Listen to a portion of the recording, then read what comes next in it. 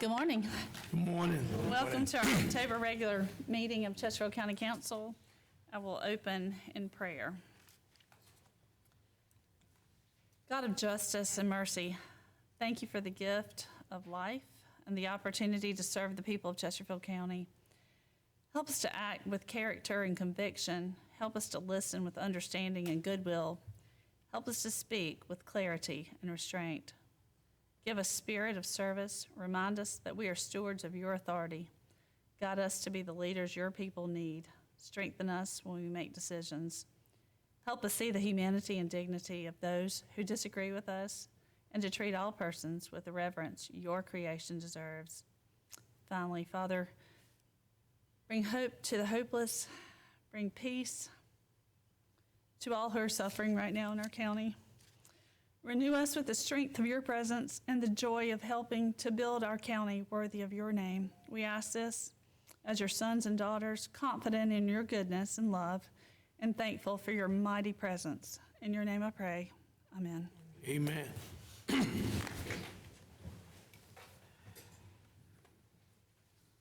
pledge allegiance To the flag of the United States of America, and to the republic for which we stand, one nation, under God, indivisible, with liberty and justice for all.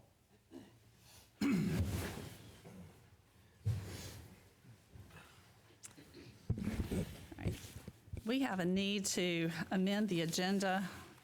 Mr. Bryant.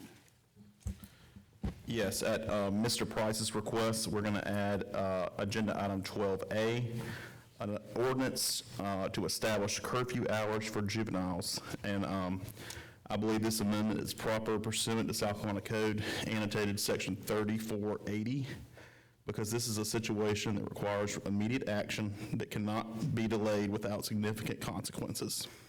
Thank you. Is there a motion to amend the agenda? So moved. Second. All right, there's a motion and a second. Is there any discussion? All in favor indicate by saying aye. Aye. Any opposed? All right, so now I need a motion to adopt the amended agenda. Motion. Okay, there's a motion by Ms. Burns. Is there a second? Second. Second by Mr. Price. Any discussion? All in favor indicate by saying aye. Aye. Any opposed? All right, motion carries. We have special recognition of employees' year of service. I'll turn it over to Kim and Casey. Good morning, everybody. Good morning. Good morning. The first person we'd like to recognize is Corey Rakestraw with 5 years with Public Works. Vanessa Mills, 5 years with telecommunications.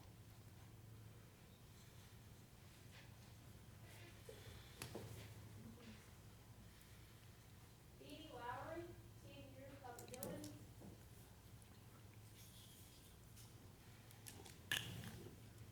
And we have Carol Gilmore, she has 15 years with the library. Congratulations. Yeah, thank you all so much.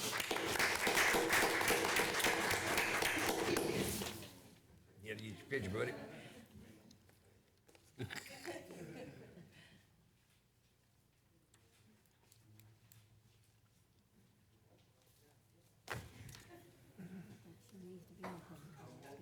No, she doesn't. All right, is there a motion to approve the minutes from the September 3rd meeting? So moved. Okay, there's a motion. Is there a second? Second. Thank you. Any discussion? All in favor indicate by saying aye. Aye. Any opposed? All right. Motion carries. The bonds are being passed around now for signing. We have 2 appointments this morning. Ms. Amy Rushing, South Carolina Department of Aging. Good morning. I don't want to take up much of your time. I wanted to introduce myself and introduce my program. My name is Amy Rushing. I am here on behalf of the South Carolina Department on Aging as the Dementia Care Specialist for the PD region, including Chesterfield, Darlington, Marlboro, Marion, Florence, and Dillon? Did I say Dillon? Anyways, Chesterfield. So what we have here, as we know, numbers for dementia, Alzheimer's disease continue to grow in our state. Here in our county, according to the most recent records, we have over 900 people in our county living with Alzheimer's disease or related dementias. This is an 109% increase in documented registry cases since the year 2000. And statewide, we have over 125,000 South Carolinians that are living with some form of Alzheimer's or dementia. Another issue we have in our county is that African Americans are disproportionately affected by this disease. In our county, African Americans are 46% more likely to have some form of dementia than their non-Hispanic white counterparts. So with that being said, I'm here, we want to provide education throughout this county. There's stigma attached to Alzheimer's, dementia, all of those things. So we want to get out in our communities. As leaders of your communities, I'm hoping you can help me with that. I've brought some literature. You have an agency, your organization, a church group that would like to learn more about dementia or the services that are offered through our county. I ask you to get in touch with me. Even in other counties, we have people there in regions, so we want to get this out as much as possible. Any services that we provide are free of charge. I can travel if somebody needs me to. So we're looking to do care consults. If you know of a family that is living with some form and would like help finding services, please have them call me. The educational piece, we just want to get out in the community and talk about this. And the other part, eventually pairing up with organizations in our community to provide more services for families living with this. So I'm going to leave some literature if you'll just tell me where to leave it. I encourage everybody, if you need this information, please pick it up. Thank you so much for your time, and please let me know how I can help. Thank you. Thank you so much. Anybody have any questions? Yeah, I would like to host one of the events at my Life Center for the Shiro area. You'll get with me. Yes. I would love to do that. Absolutely. Saturday now. Okay? Thank you so much. All right, thank you, Ms. Rushing. Stacy Short, welcome back. Good morning, council members. It's a pleasure again to stand before you. My name is Stacy Short. I am the Chesterfield County Service Coordinator and Counselor for PD Coalition. I have with me my victims advocate, Ms. Courtney Sturdivant. And again, it's just a pleasure to stand before you. Again, we here at October, which is Domestic Violence Awareness Month, and we just come to share some awareness about the statistics for Chesterfield County and to share some different activities that we will be doing throughout the month of October. Just to share some statistics about what we've been doing throughout the just the prevalency of domestic violence for Chesterfield County. As you know, it has been rampant, but from July of 2024 through June 2025, we have serviced 50 victims who have walked through our doors of our crisis center. And that's just the ones that walk through our doors. But for the incident reports that we have received from the Sheriff's Department, from the police departments across Chesterfield counties, we have received over 135 incident reports of domestic violence of victims who have had occurred some domestic violence. Now, those are ones who may have not wanted to receive services. So we see that it's roaming rampant throughout our counties.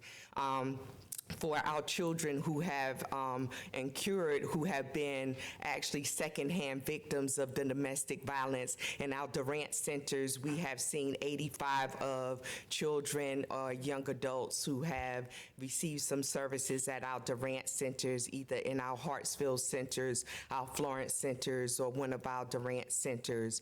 We have done 102 presentations throughout the counties over the last years, just talking about unhealthy relationships, talking about the cycle of abuse and what that looks like. And I think this is where it starts with the young people that's talking about the unhealthy relationships and what that looked at, the power and control cycles and what that looks like.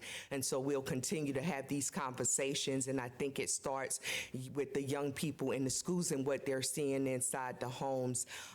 What some of the things that we will be doing, every 32 seconds, there's someone that's being infected with domestic violence, and we still remain top 6 in the nation for domestic violence for South Carolina, and that's a problem. We're still number 6. For the last 6 years, we have remained number 6. So that's an issue.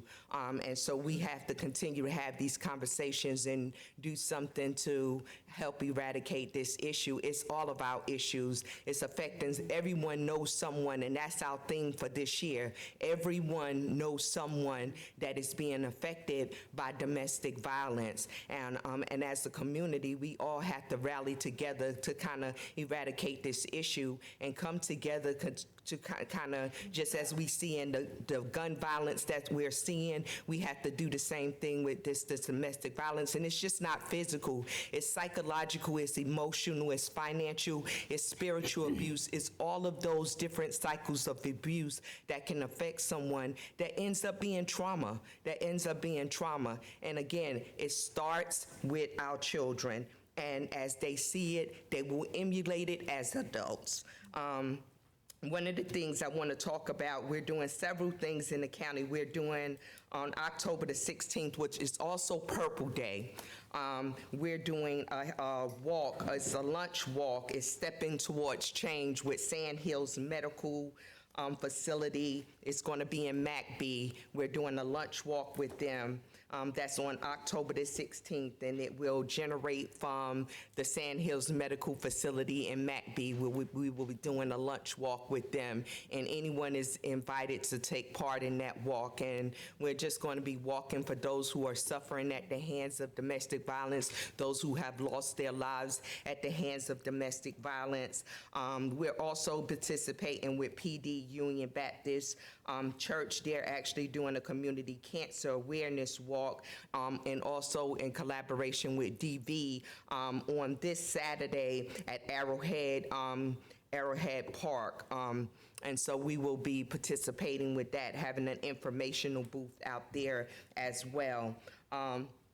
And then we're also going to be doing a DV presentation there at PD Union Baptist Church on October the 19th. Ladies in Purple, we're going to be talking about DV and talking about how DV affects our church and how it's in our church and how we can start having those conversations about it. And one of the things I really am excited about is called In Her Shoes. And what it is it's a simulation, and it talks about actually it's a powerful simulation that's designed to deepen an understanding of those that's experiencing DV and how, as different participants can assume the roles. So we're going to be doing that with the Coordinating Council on October the 17th.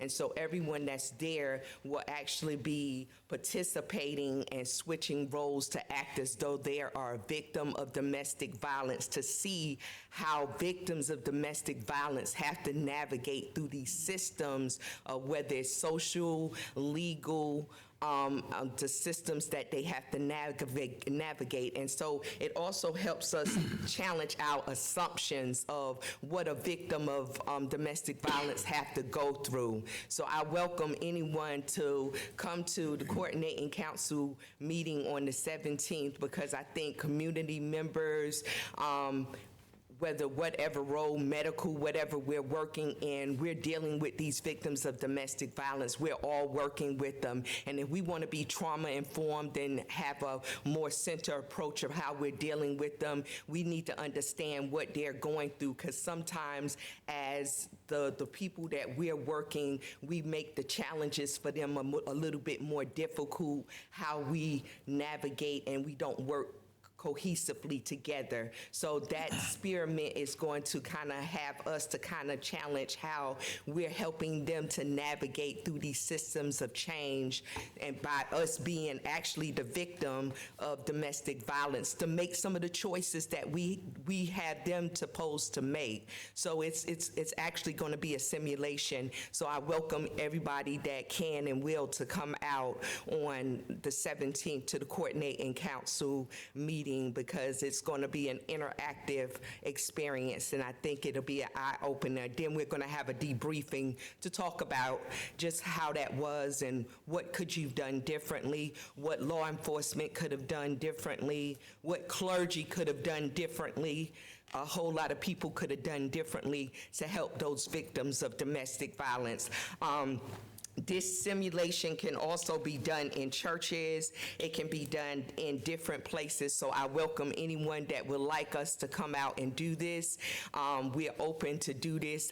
It's a 90-minute thing that can be done, but it can be a very eye-opener for anyone that really wants to understand what victims of domestic violence incur and what they go through and how we can do something differently.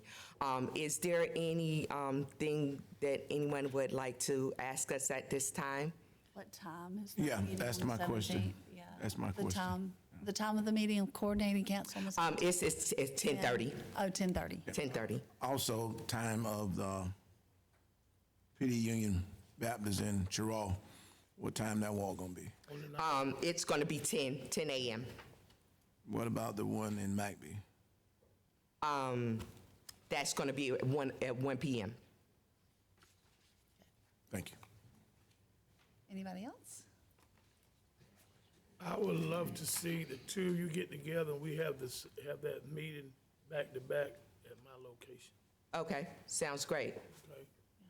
She's actually one of my chapter board members. We'll coordinate something. That way I can get all the Okay. people together and show all Okay. at one time. Okay, and if you don't mind, if she can hand out the Certainly. packets and the ribbons for you guys, will that be fine? Certainly. And what we'll leave all of our handouts over there for you, so anyone else that's interested in us doing the In Her Shoes or anything, our information is there and it's in the packets, and we'll be more than happy to coordinate with you with anything that we're having.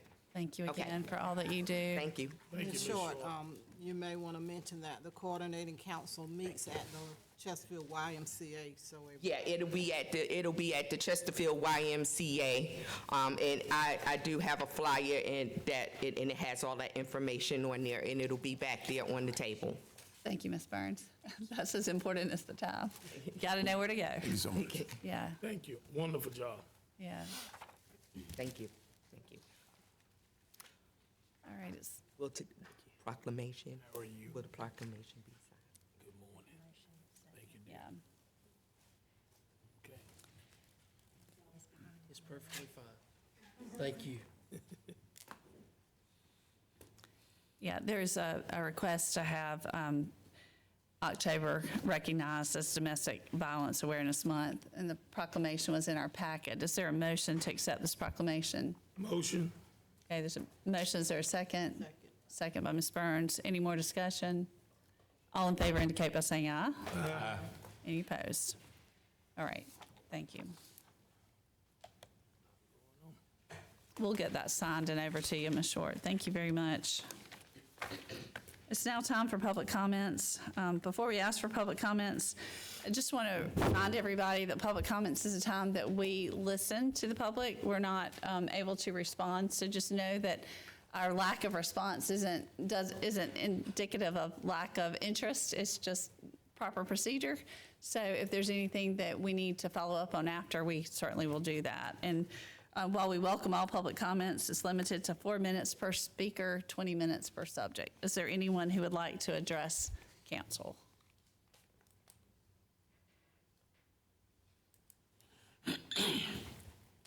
If you'll just state your name and give your address, I'd appreciate it.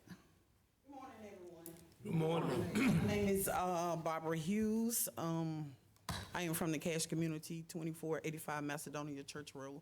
See, a lot of you council members know my face. Not gonna hold you long.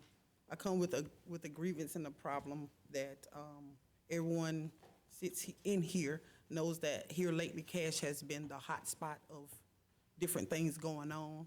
And I'm definitely glad to hear that you guys approved the juvenile curfew, because the incident that just recently happened with my 77-year-old mom Sunday night, it was some juveniles. They're not a part of our community, but they took it upon themselves to come and play around my mother's house, who was also a stroke victim. And it was heart-wrenching and heartbreaking to see that happen.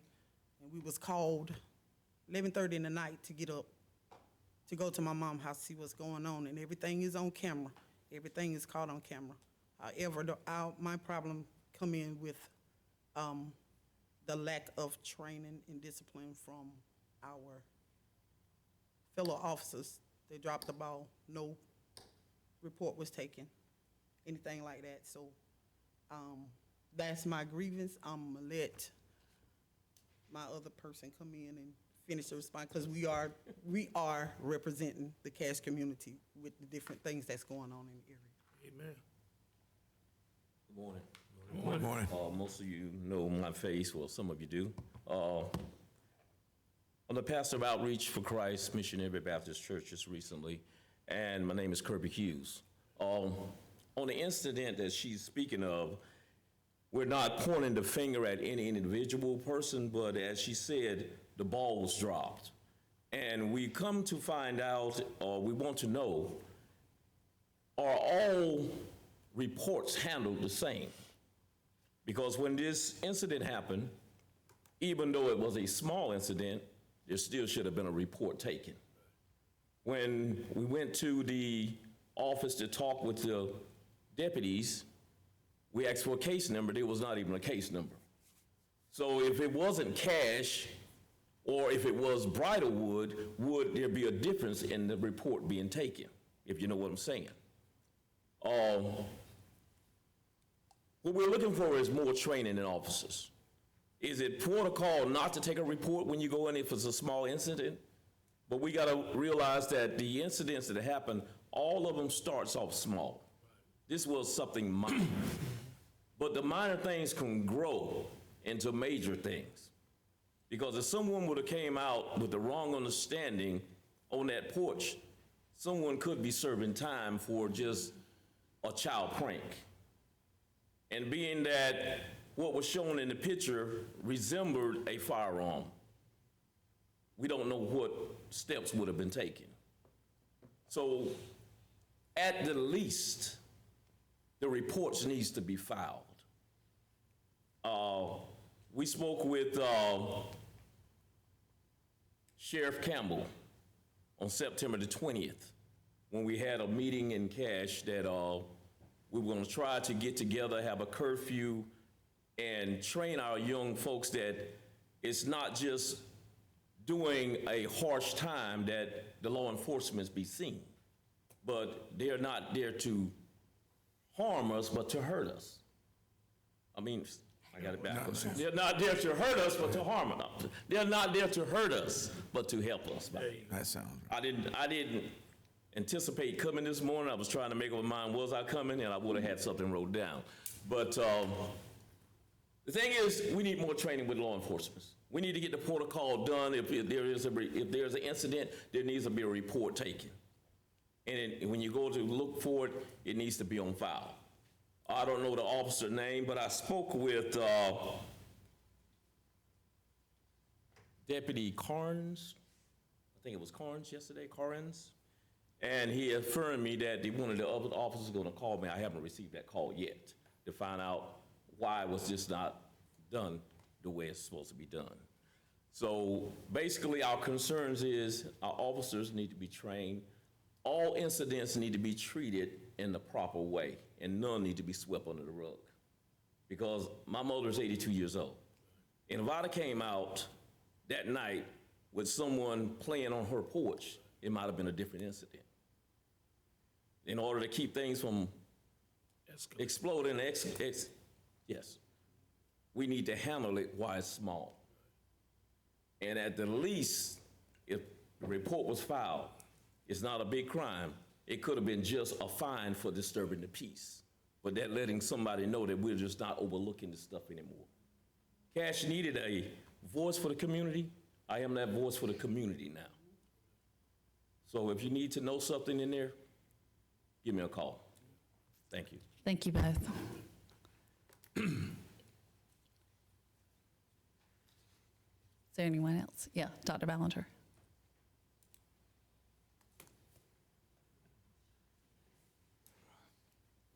Well, good morning. Good morning. Dr. Chris Ballinger, I'm the superintendent at Chesterfield County Schools. Been on the job now for, I believe it's 92 days today. So enjoying it, and glad to be here this morning. There's just a few things I want to discuss with the council. And first off, I also want to say thank you for what you do, you know, in being leaders in this community and helping us as we work through things. A couple things that I did want to discuss with you is, one, as the superintendent of Chesterfield County Schools, I'm all about partnerships. I believe that as one organization alone cannot accomplish things. It takes multiple organizations to be partners throughout so that we're able to be successful.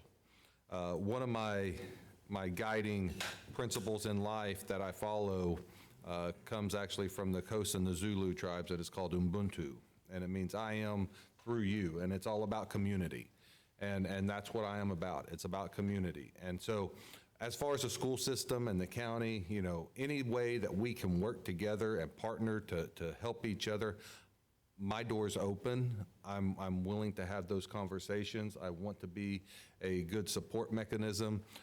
I will say that, you know, I've already been working with the sheriff in his office, and I'm finding them very, very receptive. I've really enjoyed my getting to know them and to work with them. And so again, I want to just let you know my door is open, and we want to partner in any way that we can.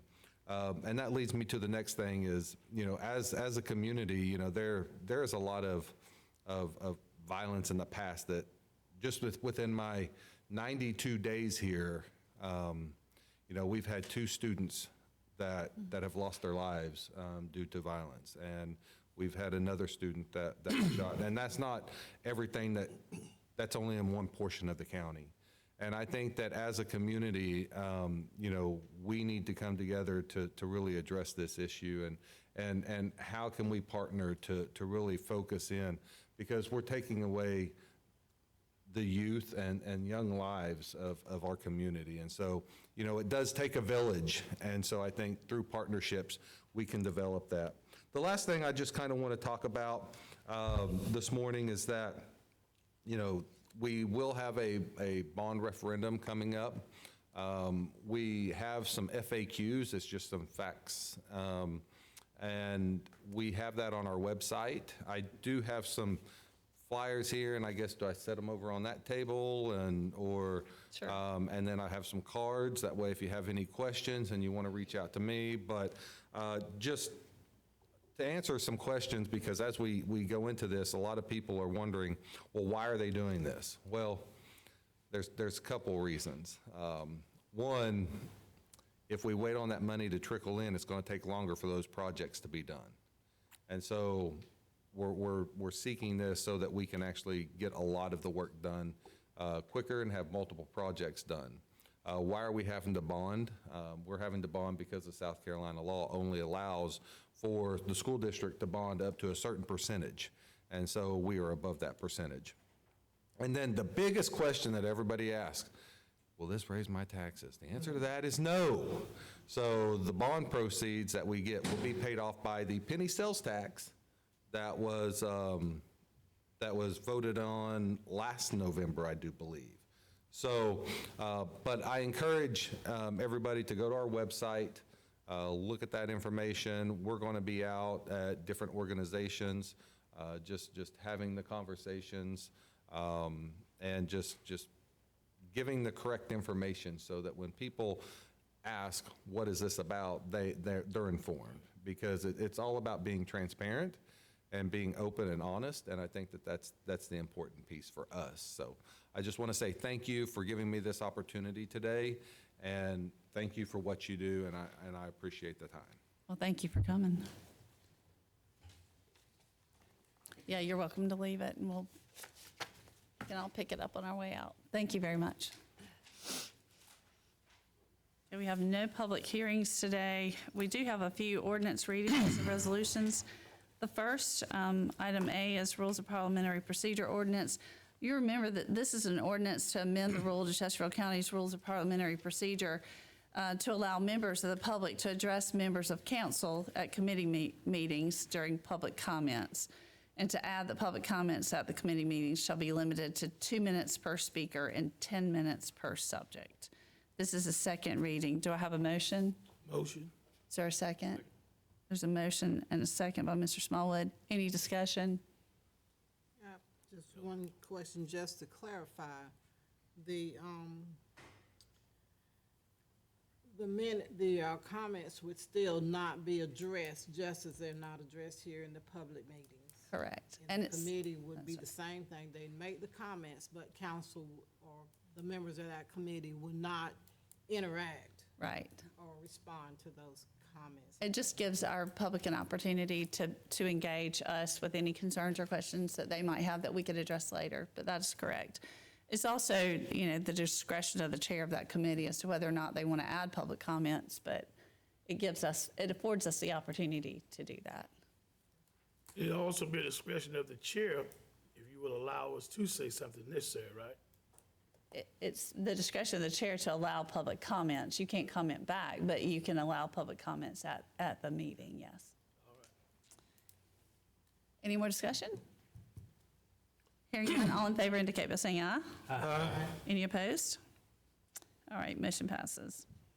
There's also a need to extend the emergency ordinance declaring temporary moratorium issuance of permits for establishment of mobile home parks, RV parks, and subdivisions. I was just going to ask Mr. Uten if you'd come up and give us an update, please.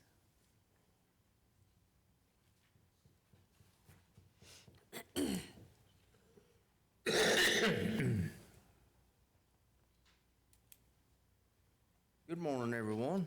Good morning. On 9/23, we met with PD COG to try to get an update on where they are with rewriting the ordinance. And we discussed adding requirements for minor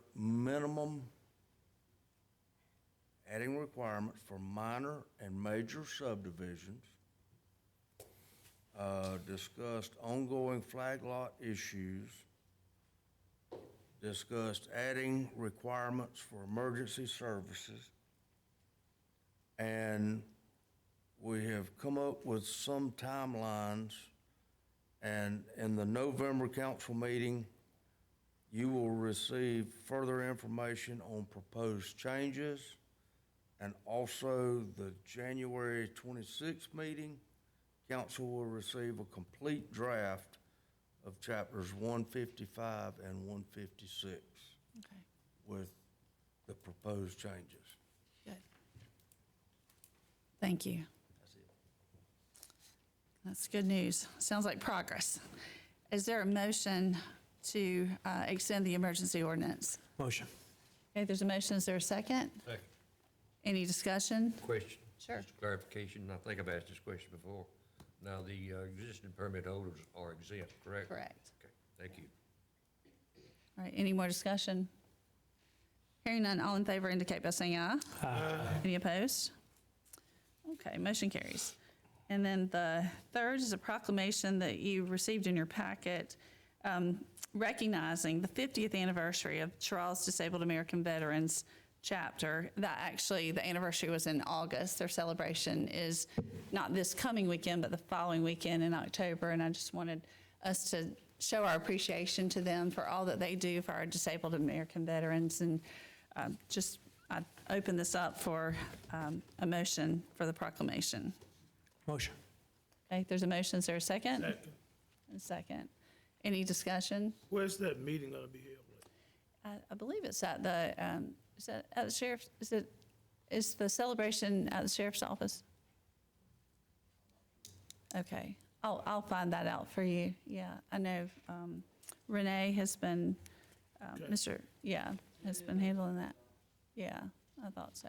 Renee Johnson has been leading that. It's not this Saturday, but the following Saturday. On the 11th. Yes. But I can get that information for you. Any more discussion? All in favor indicate by saying aye. Aye. Any opposed? All right, there are no standing committee reports. There is one item submitted by council. Mr. Price. Thank you, Madam Chair. I'd like to first say thank y'all for getting this on the agenda. In light of the recent shootings and crimes going on in our county, I think it's important and I think it's viable to put a curfew in place for juvenile. A lot of towns already have those. I've spoke with the mayor of Pageland. I know they have a curfew, as well as Chesterfield. They're very similar in style, very similar in nature to the verbiage. As many of you know, we just had another child shot and killed in Pageland. Curfew wouldn't have stopped that, obviously, because the parents were there. But we've had a lot of other activity that this would be another tool in the bag for our sheriff's department. And I think it's a viable option that we should consider for sure. There's a lot of communities, not just the Pageland District 1 area, there's a Cache community as well, struggling with crime and shootings by juvenile. So I think we should consider this, and I also spoke again to the mayor of Pageland, who said that they currently have that on the books, and they would certainly help us enforce through a very similar style nature the curfew that should we propose one and put it in place. So I'd like to see our council put that in place. And the town of Sherrill also has one. I talked to them yesterday. So I think, collectively, if we're all on the same page, I think the proper channel for this is to send us to Judicial Committee. Ms. Burns, if your committee can meet on the sooner side, that would be great. If we could go ahead and do that. And then even if we have to have, another meeting to make that happen, we can do that. I'd like to see it pushed along with these meetings as soon as possible, because children are losing lives, and it's an epidemic. It really is. I mean, it's bad, and I don't want bureaucracy to stop something that could happen to save another child's life, or someone breaking in an elderly person's home or whatever. I don't want to see the bureaucracy hold up a plan that would help slow that down. I'm not saying it's going to stop it. Parents are going to stop it. Lack of parenting is why we're at the point we're in now. I just feel like we got to do something, and I don't want this thing to drag on for 45 to 60 days. I'm adamant that I'd like to see it pass sooner than later. Well, and it does, it would require 3 readings, but like I said, if we could go ahead and have a committee meeting, and if we have to have a special call meeting, we'll do it. So, thank you, Ms. Burns. And committee. Madam Chair, sorry to interrupt, but we could do an emergency ordinance and have it take effect immediately after the meeting. But only after the committee meeting. Oh, nice. Okay, good. Thank you for clarification. I'd like to say something on that. Sure, go ahead.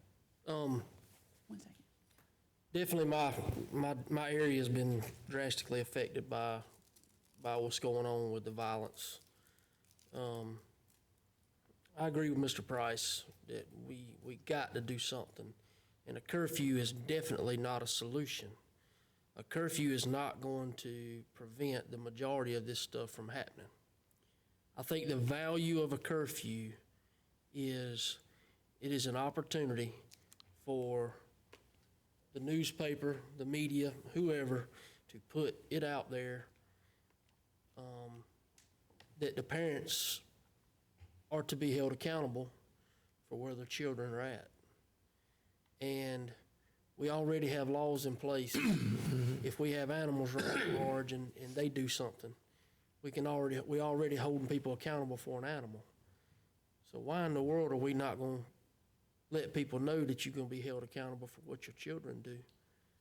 And that may be controversial to some people, but this is an opportunity for us to give the sheriff's office additional tools.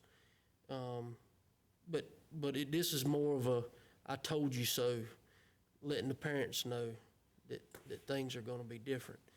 I talked to Chief Deputy Spence Vaughn, and asked what the other counties are doing that have done this. What does the penalties look like associated with a violation of the curfew? And it's not necessarily for the juvenile themselves, but it has been tried in court already, and one of the charges contributing to delinquency of a minor. And I think that sets a precedent about how we need to move forward. So I'm, along with Mr. Price, I think it's needs immediate attention. I think this needs to be done very, very soon, and we don't need to let this get on down the road. If we need to fine tune it later, we can fine tune it later, but this is a issue. And I know you're on that committee, but anybody's welcome to the committee meeting. So, and we certainly will include law enforcement in that. If the sheriff or the chief deputy would like to speak on it, I'd like them to have an opportunity to speak about it. Council lady. I'm sorry. Go Mr. ahead. Curtis Thank has you. to speak. Thank you, ma'am. We do have a problem, ladies and gentlemen, we got a problem. But we don't need a knee-jerk reaction to the problem. We need a plan and how it's gonna be set up, and I feel sure Ms. Burns' committee will look into it deeply. I mean, I've got questions as far as how do you enforce it? Do you put it on the juveniles? Do you put it on the parents? If somebody's got to be incarcerated, who's it gonna be? Is it gonna be the juveniles? Do we have facility for them? I just got all kind of questions in my mind, and I feel sure Ms. Burns will do a good job. But the other thing that bothers me a little bit, and Ethan, you may be able to answer this question, but I don't think the sheriff's office can enforce town ordinances. Am I correct? They can't enforce town ordinances because it's not a Like county ordinance. Town of Page's got a curfew, town of Chesterfield's got a curfew. But Correct. the sheriff's office cannot enforce that in town limits. In town limits, no. Okay.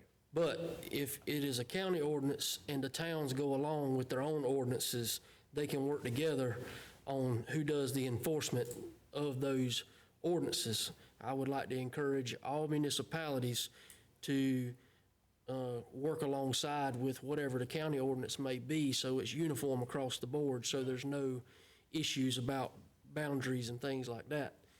So we can also include municipalities at the committee meeting too. So I think that's the proper channel, rather than us, now it's fine for us to have comments now, but I think that all that can be discussed Have a date been even. set for that committee meeting? Ms. Burns will look at her calendar and reach I out. would love to attend that. But everybody's I have a question welcome. myself. But I do agree, this is not the time to have that committee meeting here. So Okay. the Judicial Committee will set a date. Everybody's invited to attend. Certainly the Sheriff's Department.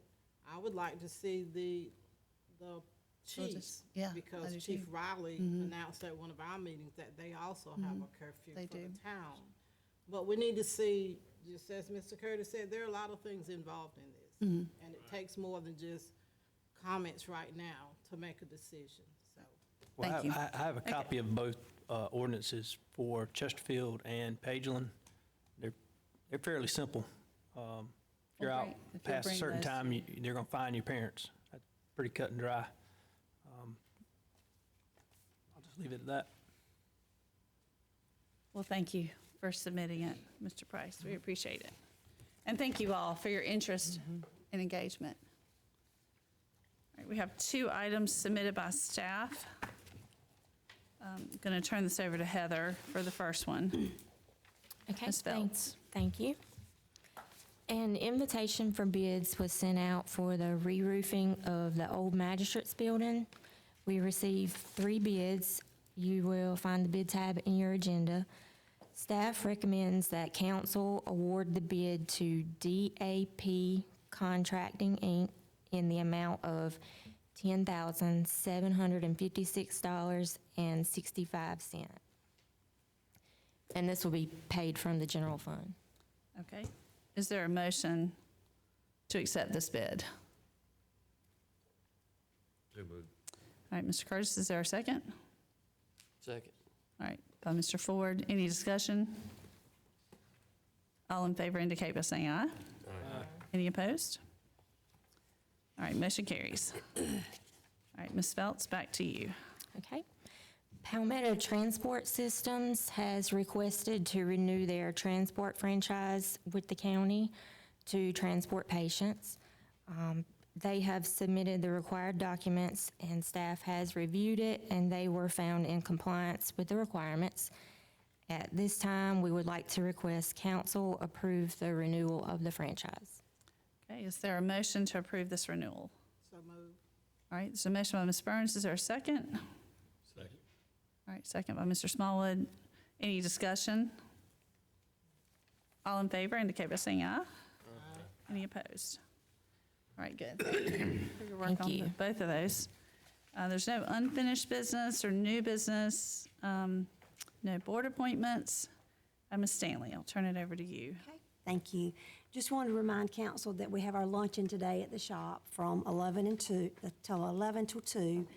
And I also wanted to make you aware, in case of, any constituents or anyone ask you, I just wanted to make you aware that October the 10th, which is next Friday, the libraries are going to be closed because they're actually going to go to a training in Columbia.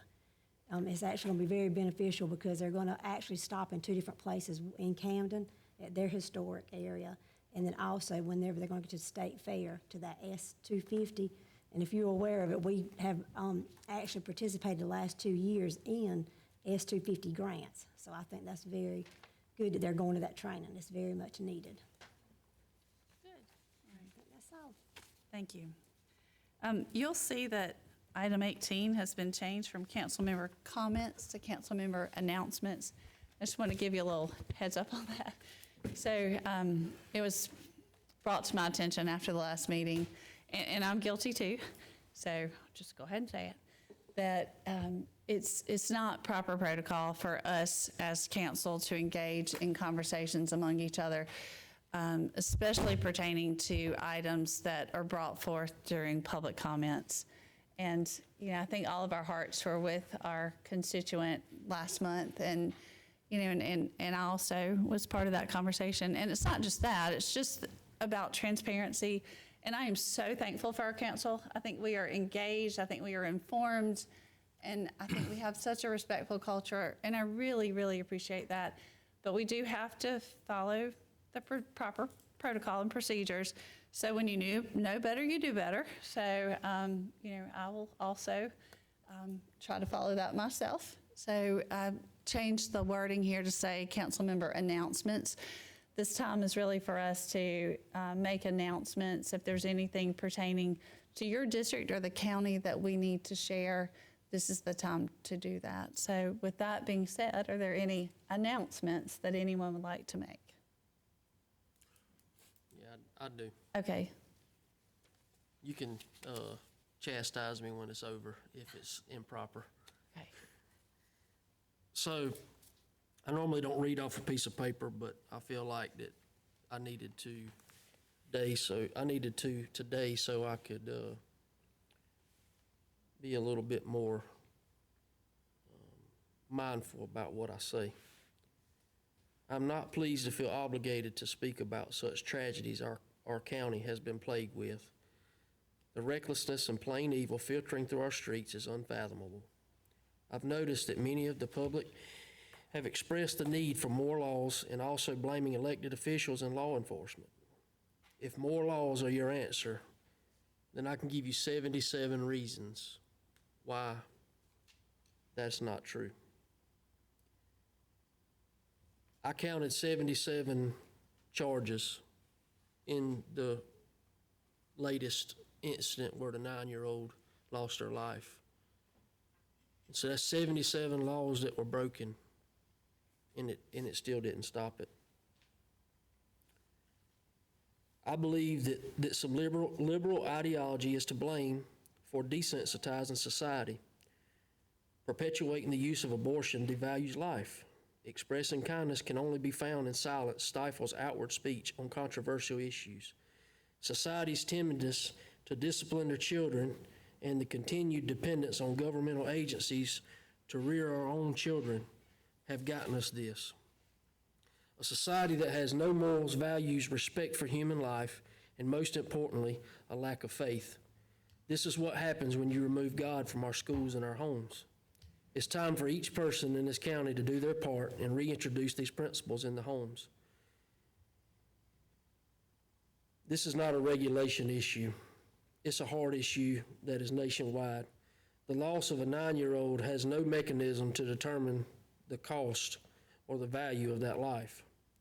What I can tell you is not only does this affect the hearts of our communities, it very much affects our finances as well.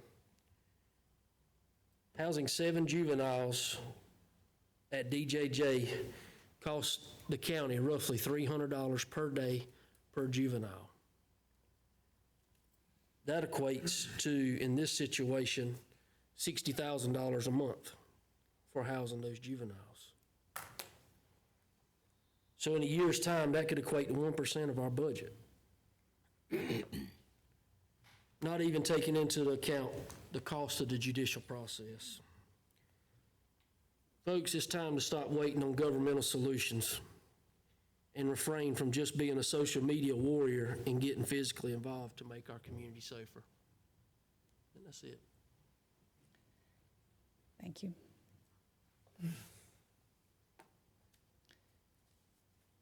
Any more announcements?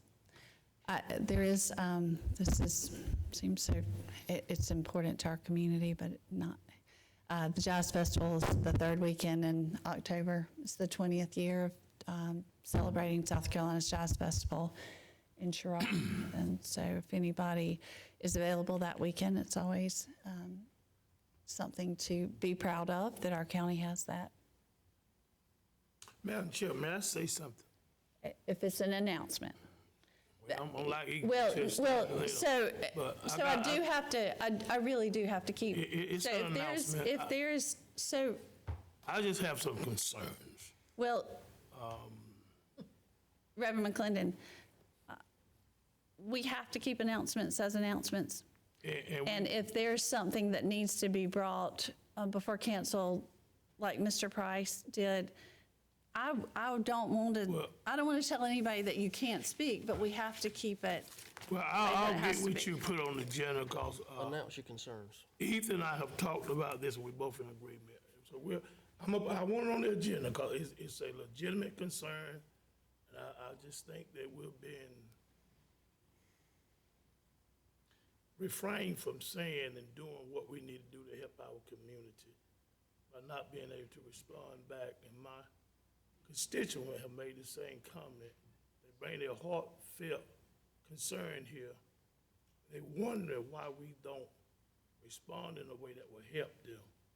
So we'll talk about it, but it's a concern. No, and we certainly can, and anything that is brought before us, just like Mr. Price said, we can submit it, item submitted by council, item 12. I will follow that protocol. Yeah, and I want you to. That's what I'm saying, is that I think that we are engaged. I think we are informed. I think we are concerned. Right. We just have to do it in the right place. The setup we have right now, it's like we are restrained from saying things that will help the community. And we're doing this stuff in the back room, and it's not helping the constituents. But I'll bring that up, but I do want it on the agenda. I'll certainly honor that. Okay. Is there anything else?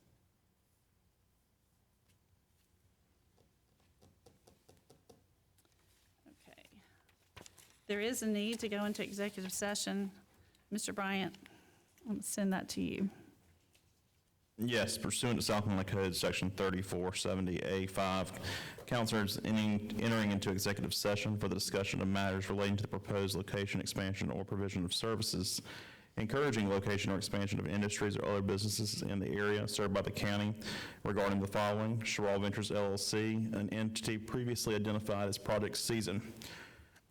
Furthermore, pursuant to South Carolina Code, Section 3470A1, council is entering into executive session for the discussion of employment, appointment, compensation, promotion, demotion, discipline, or release of an employee. And finally, council is entered into executive session pursuant to South Carolina Code, Section 3470A2, for the discussion of negotiations, incident, proposed contractual agreements regarding the purchase of property M. Council may take action upon voting upon the matters referenced in the agenda, items 19A, 19B, and/or 19C, after exiting executive session. Okay, is there a motion to go into executive session? So moved. All right, Mr. Kirkley, is there a second? Second. Reverend Brand, any discussion? All in favor indicate by saying aye. Aye. Any opposed? All right, we will take 10 minutes.